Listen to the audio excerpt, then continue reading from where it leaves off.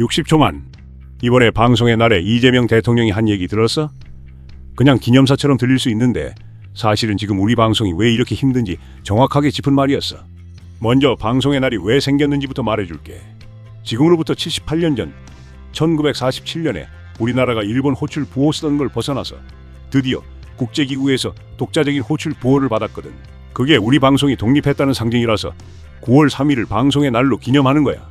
그런데 현실을 보면 우리 방송사들, 특히 지상파는 지금 거의 다 적자야. 광고 매출이 10년 사이에 반토막이 났어. 그 이유 중 하나가 바로 광고 규제야. 이게 50년 전에 지상파가 독점하던 시절에 만들어진 건데 아직도 그대로 남아있거든. 방송 광고는 7종류만 가능하고 의료 광고는 효과가 크다고 막혀있고 분유 광고는 모유 수유 줄어든다고 또 금지돼 있어. 이게 그 당시 한국 정서에는 맞았어. 국민들이 광고에 휘둘리지 않게 보호해야 한다는 생각이 강했으니까. 그런데 지금은 상황이 완전히 달라졌잖아. 유튜브, 넷플릭스, 디즈니 같은 글로벌 플랫폼은 규제가 전혀 없는데 한국 방송만 손발이 묶여 있으니 당연히 불리할 수밖에 없지. 그 결과가 뭐냐면 방송사들은 돈이 없으니까 드라마나 예능 제작 기반이 무너지고 결국 K 콘텐츠도 외국 플랫폼에 기대게 된 거야.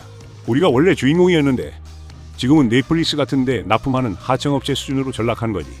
그래서 이재명 대통령이 강조한 게 바로 이거야. 이제는 네거티브 규제로 바꾸자는 거지.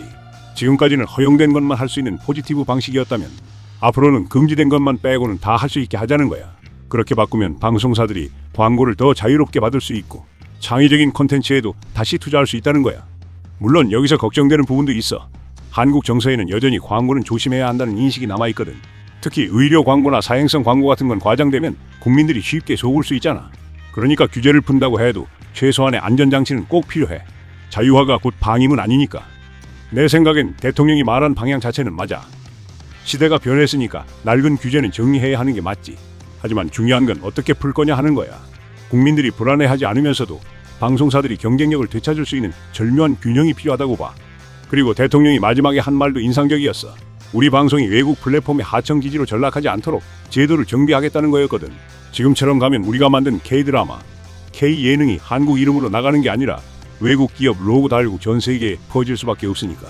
결국 정리하면 우리 방송은 옛날 정서 속에서 만든 낡은 규제에 묶여 제 힘을 못 쓰고 있다. 이제는 시대에 맞게 고쳐서 공정하게 경쟁할 수 있게 하고 대신 국민 정서에 맞춰 안전장치는 꼭 남겨야 한다. 그래야 한국 방송이 다시 힘을 찾고 K 콘텐츠가 당당히 글로벌 무대에 설 수 있다. 다른 거 궁금한 것도 있으면 말해줘. 좋았다면 구독, 좋아요 부탁해. 그럼 또 다른 정보 모아올게.